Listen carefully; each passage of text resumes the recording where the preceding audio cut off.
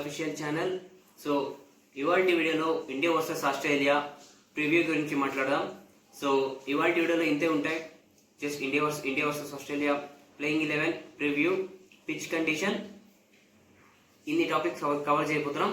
So late చేయకుండా let's get started. So first of all India tour of Australia first ODI ఈ రోజు జరగబోతోంది Perth స్టేడియంలో. So bouncy track ఉంటుంది. So recent గా వచ్చిన ఇన్ఫర్మేషన్ ప్రకారం చూస్తే మంచి బ్యాటింగ్ వికెట్ ఇస్తామని క్యూరేటర్ చెప్పినట్టు ఇది. అది కాకుండా లోపల ఉన్న సాయిల్ మొత్తం ఇచ్చేస్తేనే అది బౌన్సీ ట్రాకే. నార్మల్ ఇక్కడ 250-260 స్కోరే అంత చేసేకి కష్టం పడుతుంటారు. సో 300-350 వికెట్ అయితే ఇయ్యరు వాళ్ళు నాకు తెలిసి.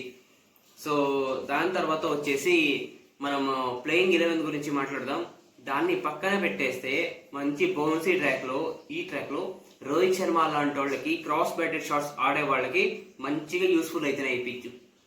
సో ఇలాంటి పిచ్చులు మన విరాట్ కోహ్లీకి కానీ రోహిత్ శర్మ కానీ యూటిలైజ్ చేసుకుంటారా ఈ రోజు మ్యాచ్ లో మనం చూడబోతున్నాం. సో పిచ్ కండిషన్స్ ఇలా ఉన్నాయి. వెదర్ అయితే మంచిగా సపోర్ట్ ఉంటాయి, నో రైనీ కండిషన్స్. సో మంచిగా సూటబుల్ కండిషన్స్ ఉంటాయి ఆడేకి. సో దాంట్లో మనోళ్ళు ఎలా పర్ఫామ్ చేయాలి, ఎక్స్క్లూడింగ్ జస్ప్రీత్ బుమ్రా లేడు, రెస్ట్ ఇచ్చినారు T20కి ఆడతారని. సో ఎలా ప్లేయింగ్ 11 సెలెక్ట్ చేస్తారు, ఎవరెవరు ఉంటారు, ఎవరెవరు లేరు, మనం తెలుసుకోవాలా వద్దా. So let's get started with the playing 11 of team India. నా ప్లేయింగ్ 11 వచ్చేసి first captain Shubman Gill and Rohit Sharma opener. Number 3 Virat Kohli. Number 4 vice captain Shreyas Iyer. Number 5 wicket keeper batter KL Rahul. Number 6 Nitish Kumar Reddy. Number 7 Axar Patel. Number 8 ఈడ డిబేట్ వస్తుంది, వాషింగ్టన్ సుందర్ ఆర్ కుల్దీప్ యాదవ్ అని. సో నేను కుల్దీప్ యాదవ్ తోనే పోతాను, ఎందుకో తర్వాత చెప్తాను. దాని తర్వాత హర్షిత్ రాణా లేకుంటే Prasidh Krishna. I go with Harshit Rana, then Mohammed Siraj and Harshdeep Singh. ఇది నా ప్లేయింగ్ 11. నంబర్ 8 లో వచ్చేసి నేను కుల్దీప్ యాదవ్ ఎందుకు పిక్ చేసుకున్నానంటే లీడింగ్ వికెట్ టేకర్ వారు.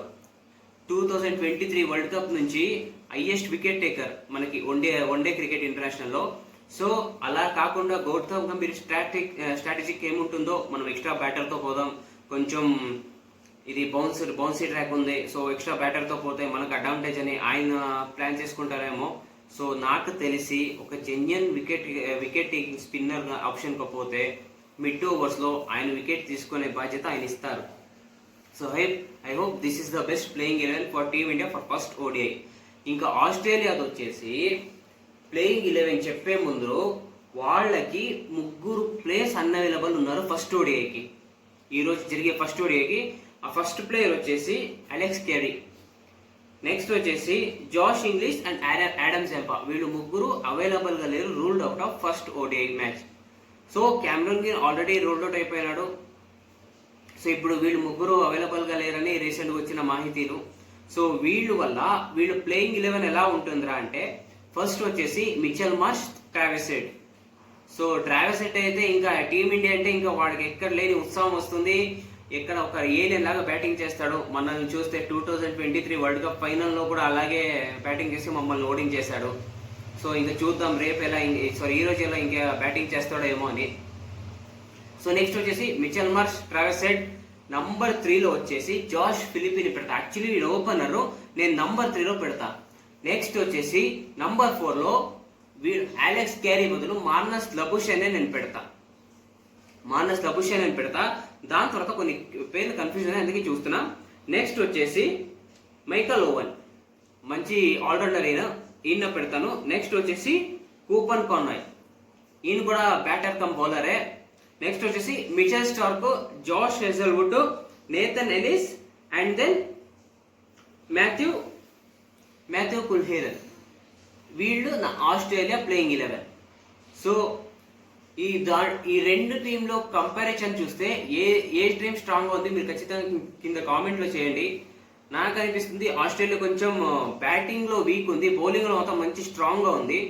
సో ఇక్కడ టీమిండియా వచ్చేస్తే సేమ్ ప్రాబ్లమే వీళ్ళుతుంది. ఎందుకంటే నంబర్ 7, నంబర్ 8 దాకా బ్యాటింగ్ ఉండే వీళ్ళు బౌలింగ్ వచ్చేపాటికి హర్షదీప్ మీద మొహమ్మద్ సిరాజ్ వీళ్ళిద్దరు తప్పితే ఇంకెక్కడ ఎక్స్పీరియన్స్ లేదు అక్కడ. ప్రసిద్ధ్ కృష్ణ టెస్ట్ లో ఉన్నారు, ఇంకా హర్షిత్ రాణా వచ్చేసి ఇంకా గ్రూమింగ్ అవుతున్నారు, ఇంకా ఆయన కొంచెం స్పేస్ కావాలి. సో ఆయన ఎలా పర్ఫామ్ చేస్తారో చూడాలి. సో ఇంకా వేరే వాళ్ళైనా ఆడిస్తారంటే అంత ఆప్షన్ కూడా లేదు మన దగ్గర. సో చూద్దాం ఎలా ప్లేయింగ్ 11 మన వాళ్ళు అడాప్ట్ చేసుకుని ఆ కండిషన్స్ కి తక్కినట్టు ప్లేయింగ్ 11 అనౌన్స్ చేస్తారు అని. ఇంకా దాని తర్వాత వచ్చేసి ఇవన్నీ ఒక ఎత్తు అయితే మన రోకో బ్యాక్ అవుతున్నారు కదా, వాళ్ళంతా ఒక ఎత్తు. అందరి చూపు వాళ్ళిద్దరి పైనే ఉంటుంది. ఎందుకంటే 6-8 months అయింది వాళ్ళిద్దరు యాక్టివ్ క్రికెట్ ఆడి. ఐపీఎల్లో లాస్ట్ కనిపించింది. సో దాని తర్వాత 6 months తర్వాత వస్తున్నాను కదా. సో ఇంకా యాక్టివ్ క్రికెట్ లేరు. లాస్ట్ ఇంకా నెట్ ప్రాక్టీస్ లో బాగా ఆడి అవర్లు ప్రాక్టీస్ చేసి, ఇంకా మ్యాచ్ డే అనేది వేరు, వాళ్ళు ప్రాక్టీస్ చేసేది వేరు. సో ఇంకా మ్యాచ్ డే వచ్చేస్తే ఒక బటర్ఫ్లై లోపల ఫ్లై అవుతా ఉంటుంది. ఎప్పుడు అవుట్ అవుతామో, లేకుంటే మేము చాలా రోజుల తర్వాత వచ్చాము, ఇంకెలా సెట్ అయ్యాలి, ఇంకెలా ఆడాలని. వాళ్ళకి ఇది పాతవే అనుకోవచ్చు, కానీ ఆ బటర్ఫ్లై లోపల అలాగే ఉంటుంది. సో అవన్నీ వాళ్ళు మీరు ఎలా పర్ఫామ్ చేస్తారో ఈ రోజు మ్యాచ్ లో మేము చూడబోతున్నాం. So hope they will do well in this first match. అలాగే ఈ సిరీస్ వాళ్ళకి బాగా అవ్వాలని కోరుకుంటున్నాను. సో రోహిత్ శర్మ అండ్ విరాట్ కోహ్లీ, నిన్న చెప్పిన స్టాట్స్ మీకు అందరికి గుర్తుంది కదా. సో ఈ మూడు వన్డేలో ఎవరు ఏ స్టాట్ ని రీచ్ అవ్వబోతున్నారో కింద కామెంట్ చేయండి ఫ్రెండ్స్. సో అది చూడబోతున్నాం. ఇప్పుడు ప్రెడిక్షన్ టైం. ఇబ్రాహిం అన్నాడు, రిజ్వాన్ అన్నాడు నేను ఆస్ట్రేలియా పోతా అని, వాళ్ళిద్దరు అంటున్నారు. ఇండియాతో పోరంట వాళ్ళు. ఎందుకంటే విరాట్ కోహ్లీ సపోర్టర్ రిజ్వాన్, విరాట్ కోహ్లీ సపోర్టర్ ఇబ్రాహిమే. సో వాళ్ళిద్దరూ విరాట్ కోహ్లీకి సపోర్ట్ చేసి మళ్ళీ ఆస్ట్రేలియాకి పోతారంట. ఎందుకంటే నా ఇష్టం అంటున్నారు. సో నేనేమేంటి ఆపోజిట్ పోతాను. నేను విరాట్ కోహ్లీకి సపోర్ట్ చేస్తా, రోహిత్ శర్మకి సపోర్ట్ చేస్తా, అట్లాగే టీమిండియాకు సపోర్ట్ చేస్తా. సో నా ప్రెడిక్షన్ వచ్చేసి ఇండియా, వాళ్ళిద్దరు ప్రెడిక్షన్ వచ్చేసి ఆస్ట్రేలియా. సో సిరీస్ ఎవరు గెలవబోతున్నారంటే మన ముగ్గురిది ఒక్కటే ఉంది, అది ఇండియా.